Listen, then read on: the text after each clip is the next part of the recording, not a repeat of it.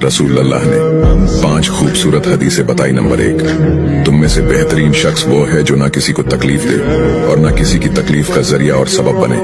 Number 2, जो शख्स दिन में 10 मरतबा सूरतुल इखलास पढ़ेगा, यानी कुल हु अल्लाहु अहद, ये पूरी सूरत पढ़ेगा, अल्लाह ताला जन्नत में उसके लिए महल बना देंगे।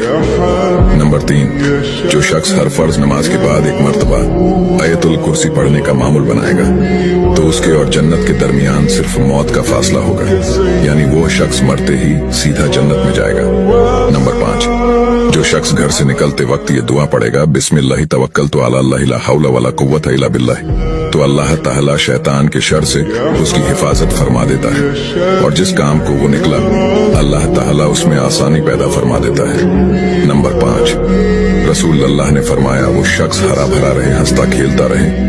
जो शख्स मेरी हदीस सुने उसको महफूज रखे और उसको दूसरों तक पहुंचाए।